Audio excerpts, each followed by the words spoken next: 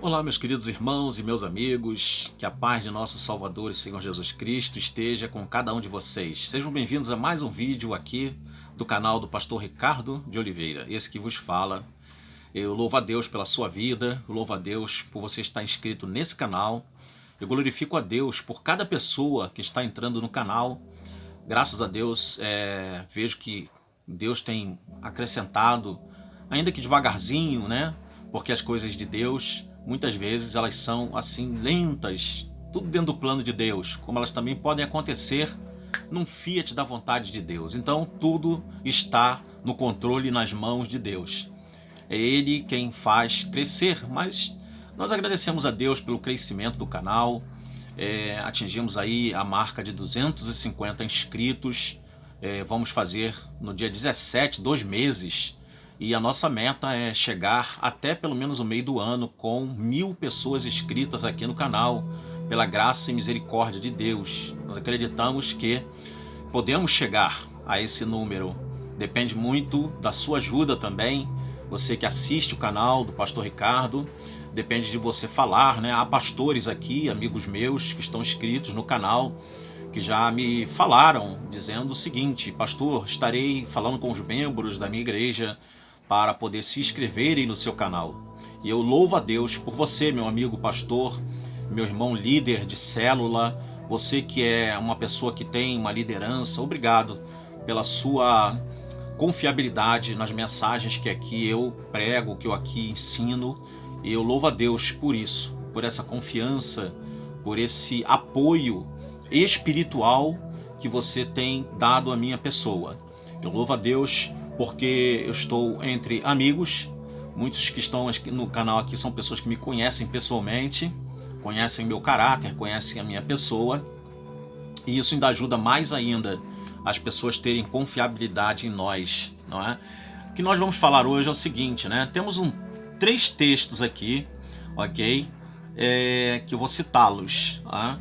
Temos o texto de Mateus, capítulo de número 27, versículo 44, Marcos 15, 32, e temos Lucas, capítulo 23, versículo 39 e 40.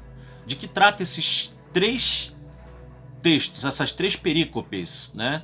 Uma de Lucas, uma perícope de Mateus e outra de Marcos. São 3 evangelistas distintos que escreveram, não escreveram simultaneamente, porque muitas pessoas têm uma ideia de que os evangelhos foram escritos simultaneamente, um escrito perto do outro, que os escritores eles estavam ali um do lado do outro, fazendo cópias um do outro, escrevendo ali perto um do outro. Não. Eles foram escritos em tempos diferentes. Hoje já se sabe com toda certeza, através de estudos acadêmicos, que o primeiro evangelho a ser escrito não é o de Mateus. Muita gente pensa que é Mateus, por ele estar na lista lá do primeiro livro do Novo Testamento, que ele foi o primeiro evangelho a ser escrito. Não. O primeiro evangelho a ser escrito foi o de Marcos, o evangelho de Marcos. E alguns ficam entre Lucas e Mateus, mas a maior parte acredita que tenha sido Mateus após Marcos. E depois disso, o evangelho de Lucas, que foi escrito inclusive para Teófilo, que é uma pessoa bastante... Vamos fazer ainda um vídeo sobre Teófilo, que a palavra Teófilo, ela é derivada, é uma palavra que tem uma junção de 2 palavras gregas. É a palavra philos e a palavra theos. Theos, Teófilo, significa o que ama a Deus, ou aquele que é amigo de Deus. Teófilos. Filos é de filiação e também de amizade, né? De amante, ou aquele que ama. E theos é um dos termos gregos dado para traduzirmos a palavra portuguesa Deus. Então, aquele que ama a Deus, Teófilo.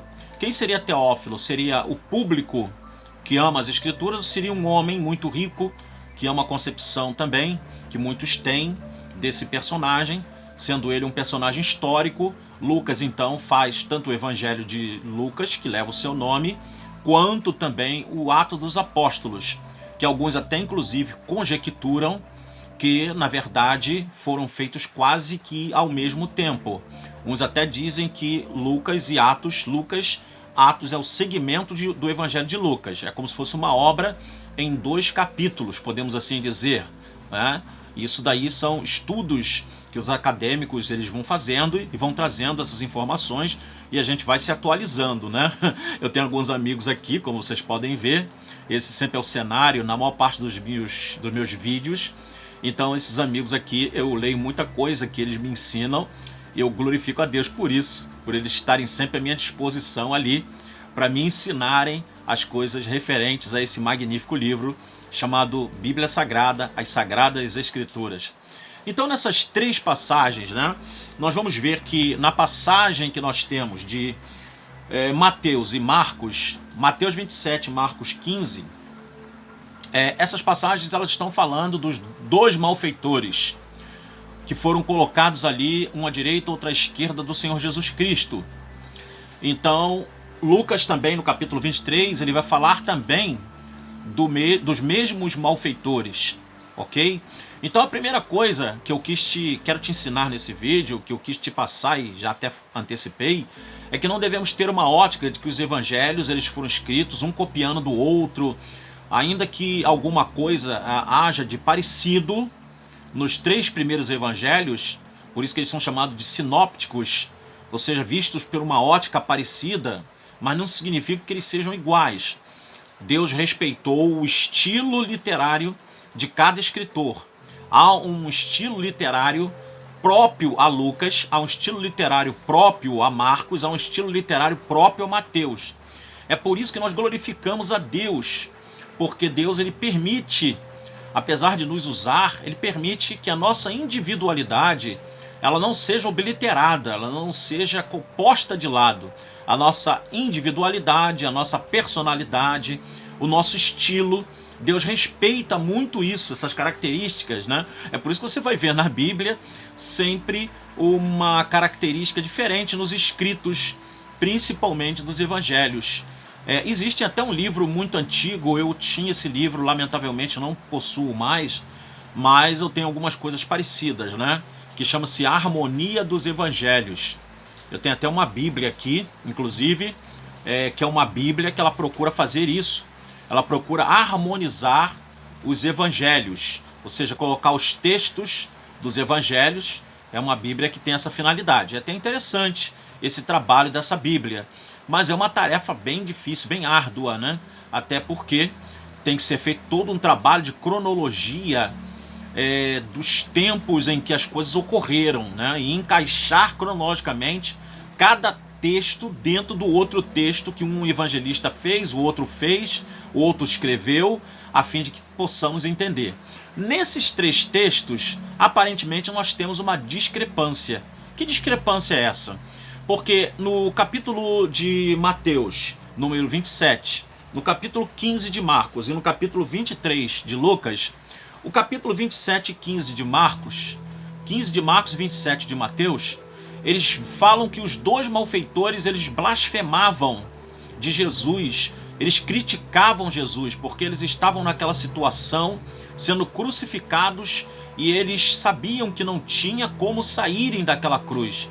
E eles, claro, por certo ali as pessoas conjecturavam, falavam, e eles tomaram de alguma forma conhecimento, não é, de quem era aquele homem que estava no meio deles, sendo crucificado. Aquele homem era tido como o Messias, o Rabi, o mestre das multidões, o homem que curava, o homem que libertava, o homem que repreendia os demônios, o homem que até mortos ressuscitava. Então aqueles 2 homens, eles tinham aquela concepção de que se criticassem Jesus, de que falassem dele e começassem a instigar a ele, blasfemando contra ele, se despertaria nele uma ira a tal ponto que ele poderia, daquele momento ali, usar o poder dele, vamos dizer assim, e se soltar daquela cruz e libertar também ao mesmo tempo aqueles homens. E eles chegaram até a falar isso: se tu és o Cristo, salva-te a ti mesmo e a nós, e nós creremos em ti. Não é a verdade? E dá a impressão que Lucas está em discrepância com eles, porque Lucas fala de um dos ladrões, ou malfeitor, né? Lucas fala que um desses homens, ele olhou para Jesus e pediu para Jesus se lembrar dele quando Jesus entrasse no seu reino. Ora, o que levou aquele homem a isso? Já que Mateus e Marcos dizem que aqueles homens blasfemavam. E isso você pode ter certeza que é verdade. Os dois estavam blasfemando de Jesus. Mas um deles, por um ato de vislumbre, por um ato de olhar para aquele homem ferido, mais ferido do que todos os dois, porque Jesus foi açoitado brutalmente pelos azorragues romanos, pelo flagelo, que era um chicote que tinha pedaços de metal e pedaços de ossos, e que quando batia na carne daquele que era açoitado por esse tipo de instrumento de tortura, arrancava a carne e deixava até mesmo os ossos à mostra. Jesus estava todo escapelado. A sua carne, as suas costas estavam todas feridas. A sua cabeça estava toda cravada com espinhos. Ele sangrava. Os seus olhos, o seu rosto. O sofrimento de Cristo por você e por mim foi muito grande. Inimaginável. Pregaram ele numa cruz. Pregaram ele aqui pelo pulso. Alguns colocam ele que foi pregado aqui, não é? Nas mãos. Por certo também recebeu, porque diz, olhe minhas mãos, vejo os cravos, mas pregava-se também pelos pulsos, porque só a mão ela não tinha poder de sustentar o crucificado na cruz. Pregaram os seus pés, também uns com o outro. Um cravo oriental tinha cerca de 18 centímetros de comprimento, e ele pôde atravessar os dois calcanhares de Jesus. As dores eram terríveis. O Dr. Jean-Pierre Barbieri, um médico francês, escreveu um livro magnífico chamado A Paixão de Cristo segundo o Cirurgião. E neste livro ele relata as dores dilacerantes, terríveis, que Jesus Cristo sentiu na cruz, de uma ótica cirúrgica, de uma ótica médica, levando-se todos os relatos do que aconteceu com Cristo, de todos os sofrimentos que ele passou. Esse doutor francês, ele escreve esse livro magnífico. E tem um outro também aqui, qualquer dia desse eu pego dali, tiro lá de cima para mostrar para vocês, que fala dos sofrimentos de Cristo. Até a capa, inclusive, ela tem uma pele assim ensanguentada, bem impactante o livro. Então, queridos, Jesus, ele naquele momento ele foi o alvo de graça daquele ladrão, daquele malfeitor. Ele olhou para Cristo e viu nele um rei, porque ele lembra-te de mim quando entrares no teu reino. E ele chamou Jesus de Senhor, de Kyrios. Sabemos que essa palavra, dentro do grego, ela tem 10 significados, a palavra Kyrios. Ela não é uma palavra usada apenas para Senhor no sentido de Senhor Deus, como grande déspotes, né, que é traduzido como déspota. Déspota que passou a ser um termo assim pejorativo ao longo dos anos, ao longo do decurso, mas existe um rapax legúmeno em Pedro, que o apóstolo Pedro diz que Deus é o grande déspotes, o grande déspota, porque déspota é um soberano, um que domina todas as coisas, um que está sobre tudo e sobre todos. Deus é o grande déspotes da história. Então aquele homem chama Jesus de Kyrios. Kyrios, Senhor, lembra-te de mim quando entrares no teu reino, que é a palavra grega basileia. Então ele vê em Jesus Senhor, o senhorio, ele enxerga o senhorio de Jesus e enxerga Jesus como rei que ia entrar no reino. E Jesus faz uma promessa àquele homem magnífica, que é alvo também de muitas contradições, porque uns dizem que aquela promessa é para um tempo futuro, outros já creem que aquela promessa foi para aquele momento, para aquele homem naquela hora. Jesus diz para ele, na verdade te digo, hoje estarás comigo no paraíso. É porque existe a questão da pontuação de uma vírgula. Isso dá muita polêmica, é a vírgula mais polêmica da história da exegese teológica. Porque muitos colocam o seguinte: na verdade te digo hoje, aí bota vírgula, estarás comigo no paraíso. Muda todo o sentido, né? Mas, na verdade, temos que entender uma coisa. Quem fez a pontuação, quem fez as vírgulas, criou a ortografia, vamos dizer assim, né, foi algo bem posterior. O texto, se pegarmos manuscritos que estão em museus, que estão em posse de pesquisadores, de cientistas, de arqueólogos, de museólogos, nós vamos ver que esses textos eles são completamente sem pontuação, principalmente os mais antigos. Existem códexes, né? Tem o Codex Sinaiticus e o Codex Vaticanus. O Codex Vaticanus tem quase todo o Novo Testamento. O Codex Sinaiticus, ele tem todo o Novo Testamento. O Codex Sinaiticus, ele está em Londres, no Museu de Londres, em Oxford. E o Codex Vaticanus, ele está em posse do Vaticano, em Roma, na Itália. Então, se você pegar, né, eu já vi fotos, você vai ver que não tem pontuação, não tem vírgula, não tem ponto, não tem nada, é tudo direto. Então essa questão da vírgula é uma questão que ela vai favorecer ou imortalistas ou mortalistas. Porque se Jesus fala, na verdade te digo hoje, vírgula, estarás comigo no paraíso. Então seria uma promessa futura e Jesus diz isso, olha, um dia você vai estar comigo no paraíso. Agora quando se diz, né, na verdade te digo, hoje estarás comigo no paraíso. Na verdade te digo, hoje estarás comigo no paraíso, sem a vírgula, você então não vai ter essa pequena pausa para dar a respiradazinha, né, aquela pausinha de segundos, então vai fazer toda uma diferença, porque Jesus então está dizendo para aquele homem que ele estaria com ele no paraíso. Naquele dia, naquele instante, naquele momento. E isso era uma sexta-feira, segundo Cresce. Ainda vamos dar um estudo sobre se Jesus morreu numa quarta-feira, se ele morreu numa quinta-feira, ou se ele morreu numa sexta-feira mesmo. Não é? Isso é um assunto bem polêmico e bem interessante também. Qual foi o dia da morte de Jesus? Eu tenho alguns estudos aqui muito interessantes sobre isso aí, e isso é pano para manga também. Porque alguns falam que Jesus morreu numa quarta-feira, outros falam que foi numa quinta, e outros dizem que foi sexta mesmo. A questão toda é que Jesus falou que ele ficaria 3 dias e 3 noites no coração da terra. E ele faz uma comparação ao profeta Jonas. Assim como Jonas esteve 3 dias e 3 noites no ventre do grande peixe, assim o Filho do Homem ficará 3 dias e 3 noites no coração da terra. Então, Jesus fala de 3 dias literais, 3 dias e 3 noites. Ele fala tanto das horas do dia quanto das vigílias da noite.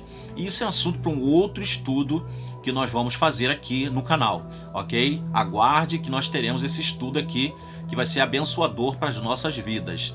Mas a grande questão aí é, o que aquele homem viu em Jesus? Será que os evangelistas estão em contradição? Não. Cada um apresenta a sua ótica da realidade. É claro que uns apresentando apenas um lado, outros apresentando aquilo que não conhecíamos. É por isso que a Bíblia ela tem uma completude. Cada livro da Bíblia, cada revelação que nós temos nas Escrituras, eles vão fazendo uma completude da revelação de Deus até nós.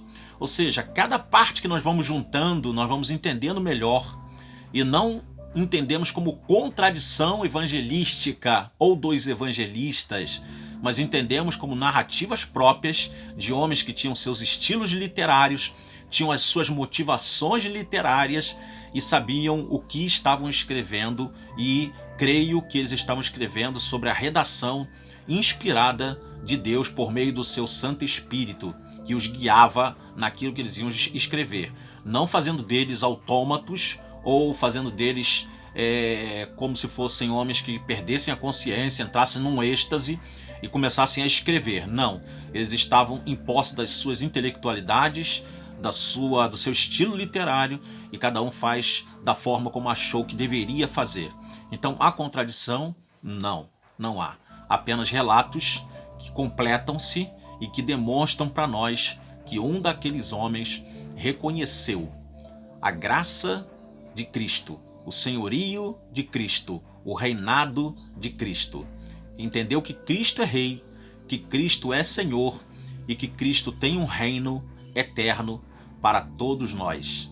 E aquele homem reconhece isso e recebe naquele momento a promessa de perdão e a promessa de que estaria, ou se vai ser no futuro, ou se foi naquele período, isso não vai nos afastar do maior motivo, que é a nossa comunhão, que é o maior laço que nós podemos ter, que é a nossa comunhão com Cristo, independente de ser mortalista ou imortalista, independente de crer no estado intermediário ou não crer. Isso daí é alguma coisa que é uma questão metafísica, até porque nós nunca estivemos na eternidade, não é mesmo? Nenhum de nós esteve na eternidade. Estamos aqui vivos, respirando no planeta Terra. Então, o que sabemos da eternidade e o que sabemos do pós-morte é por meio da revelação bíblica das Escrituras Sagradas. Então, isso é algo que nós aprendemos e cremos por meio da fé, não por meio da razão ou por meio da experimentação científica, porque isso é impossível. Ainda que haja uma ciência hoje chamada de taunatologia, né? Ou tanatologia, Thanatos, que vem de Thanatos, que é o estudo das coisas referentes à morte, né? Então existem as experiências de quase morte, as EQMs, né? Que os homens estão pesquisando aí para tentar provar que existe vida após a morte através dessas experiências. E são milhares e milhares de relatos. Inclusive houve um chefe do setor de neurociência da maior faculdade, creio eu, uma das maiores faculdades do mundo, uma das faculdades mais afamadas do mundo, que é a faculdade, se meu inglês estiver falho, ok? Eu não sou perito em inglês, mas é a faculdade de Princeton, ou Princeton, né? Eu fico entre as duas pronúncias, mas é essa faculdade tão afamada mundialmente que esse homem era chefe do setor de neurociências. E ele hoje está pelo mundo pregando a palavra de Deus. Ele era inclusive cético em relação à vida após a morte, mas ele começou a ouvir relatos, começou a fazer testes com pessoas que tiveram experiências de quase morte. E esse homem, ele se converteu. Olha como é que Deus usa os métodos e os meios mais, às vezes, inusitados para trazer uma pessoa a ele, para que a pessoa vislumbre alguma coisa e veja a graça dele naquele meio que muitas vezes é enlouquecedor para nós, que nós não conseguimos entender o porquê, mas aquele homem viu nessas experiências de quase morte a Cristo e viu a graça de Cristo, e ele passou a ser um palestrante, largou inclusive a Universidade de Princeton, e ele passou a ser um palestrante, e ele era chefe do setor de neurociência. Ele era um homem de posição. E isso é alguma coisa verídica. Isso não é história da carochinha. Isso não aconteceu não faz tanto tempo. Deve ter no máximo aí uns 10 anos, no máximo, estourando isso que aconteceu. Então, amados, a mesma coisa foi esse homem ali na cruz. Esse homem, naquilo que era inusitado, em ver um homem da forma como estava Jesus, ele vê naquele homem o senhorio, um homem que é rei, um homem que tem um reino, um homem que poderia lembrar-se dele e que poderia beneficiar ele, ou numa eternidade próxima, ou numa eternidade futura. E aquele homem faz esse rogo a ele, e Jesus faz essa promessa linda para esse homem. Que coisa bela, que coisa maravilhosa, irmãos. Isso é tremendo, isso é glorioso, isso é empolgante. Aleluia, glória a Deus por isso. Nosso Deus é maravilhoso, nosso Deus é tremendo, nosso Deus é soberano. Então é isso. Deus pode usar várias maneiras, vários métodos para que você vislumbre a graça dele, a glória dele e a beleza dele. Que Deus te abençoe, que Deus fale ao teu coração. E se você gostou desse vídeo, como eu sempre falo, dá o like, o joinha, clica aí, tá bom? E comenta, dá um glória a Deus, dá um aleluia, diz que Deus te abençoe, pastor, tô orando por você, para que Deus te dê saúde, dê graça, não é? Enfim, eu preciso das tuas orações cada vez mais, tá bom? Para que a gente continue aqui gravando vídeos e mais vídeos para abençoar você, para conduzir você ao entendimento das Sagradas Escrituras e libertar muitos que estão engodados, enganados com homens que não estão pregando o evangelho de fato e de verdade, mas estão pregando, inclusive no meu canal aí, no nosso canal, tem um vídeo aí. Cuidado, porque tem um outro evangelho sendo pregado. Dê uma olhada nesse vídeo, eu aconselho você a ver esse vídeo, é muito interessante, que eu vou falar exatamente sobre essa miscigenação, esse sincretismo que muitos homens estão colocando na pureza e na simplicidade do evangelho e trazendo coisas que não têm nenhum fundo bíblico para o povo. E isso é preocupante, porque esses homens, na verdade, eles querem enganar as pessoas para ganhar dessas pessoas dinheiro, ganhar verba. Essa é a grande realidade. Eles querem enganar pessoas para poder ganhar dinheiro, comprar carros, aviões e etc. Enriquecer à custa das pessoas. E a fé na pessoa de Cristo é uma das coisas mais sagradas que nós podemos ter. A fé na pessoa do Senhor Jesus, a fé em Deus, é sagrada. Ela não pode ser espoliada, ela não pode ser ridicularizada, ela não pode ser usada como um trampolim para um homem enriquecer. E isso é preocupante, isso entristece as pessoas de bem, as pessoas de boa fé, as pessoas que de fato são verdadeiras e que querem de fato a verdade de Deus sendo trazida. Então ajude o canal a crescer, espalhe a mensagem desse canal, compartilhe com grupos de Facebook, de WhatsApp, com famílias, com amigos. Se inscreva, você que está vendo esse vídeo, se esse vídeo tocou, se inscreve no canal. Vamos fazer esse canal crescer, meus irmãos, para a glória de Deus, a fim de que nós alcancemos muitas pessoas, pois aonde meu corpo físico não pode ir, a minha imagem e a minha voz, por meio da tecnologia da internet, ela pode chegar a muitos. Então que Deus nos abençoe, que Deus guarde-nos e até o próximo vídeo, querendo Deus. Shalom.